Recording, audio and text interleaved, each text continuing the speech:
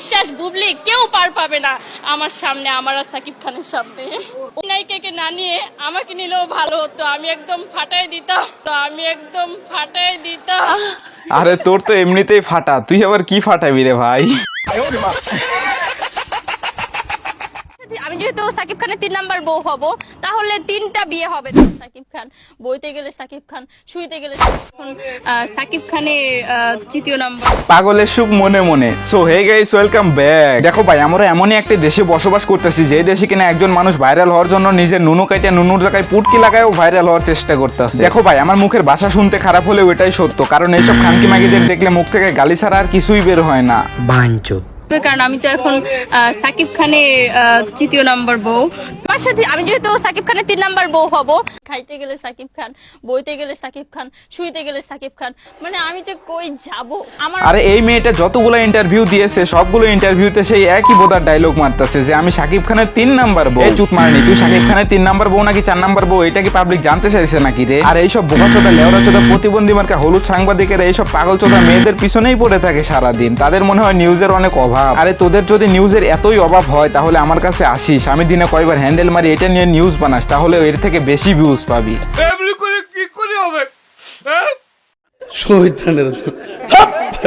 ছবির মেকিং তো একদমই বাজে। নেক্সট টাইম যদি সিনেমা বানান তাহলে আমাকে নায়িকা নিতে হবে সাকিব খানের, আর হচ্ছে কেমনে কি ডিরেকশন দেয় এটাও আমার থেকে শিখে নেবেন।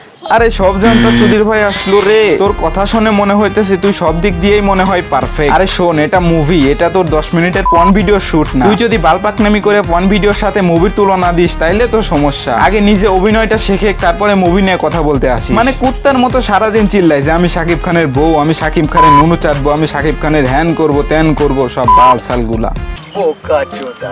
খাইতে গেলে সাকিব খান, বইতে গেলে সাকিব খান, শুইতে গেলে সাকিব খান, মানে আমি যে কই যাব। না, শুনলাম যে তোর নাকি বিয়ে হয়েছে, আবার সংসারও করস। এখন তো আমার মনে হইতেছে তুই যখন রাতে কড়াকড়ি করস তখন মনে হয় তোর জামাই রে ওইটা বলস যে সাকিব খানের স্টাইলে করো আমারে।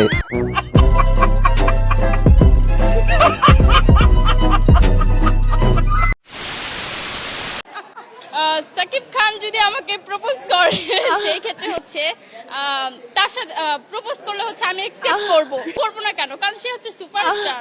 সাকিব খান নাকি ওরে প্রপোজ করবে? শালার কোন দেশে বসবাস করি রে ভাই? আরে ভাই, তোর মাথায় কি একটুও ব্রেন নাই নাকি? সব ব্রেনই পুটকির ভিতর ঢুকায় রাখছো সাকিব খানকে খাওয়ানোর জন্য।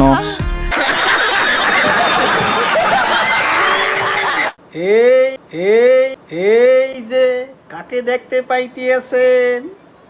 আমার গিন্নি। হ্যাঁ, তুই তোর বউরে নিয়ে ঘরের ভিতর ন্যাকামি কর, আর অন্যদিকে তোর বউ সাকিব খানের সাথে গ্রামারে দেওয়ার জন্য লাইন ক্লিয়ার করুক। বাহ, বিষয়টা চমৎকার না? এটা হাস্যকর, এই দেশের জনগণের জন্য হাস্যকর। বন্ধু তুই আমারে ভোতা নিয়া কাইটা।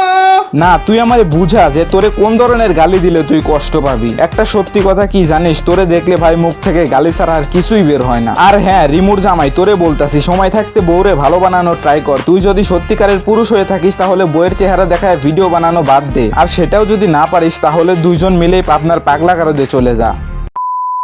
যাই হোক গাইস, এসব বালসালকে নিয়ে আজকে আর কিছুই বলবো না। আই হোপ তোমাদের ভিডিওটি ভালো লাগছে। ভিডিওটি ভালো লাগলে like, comment, share and subscribe করে দিও।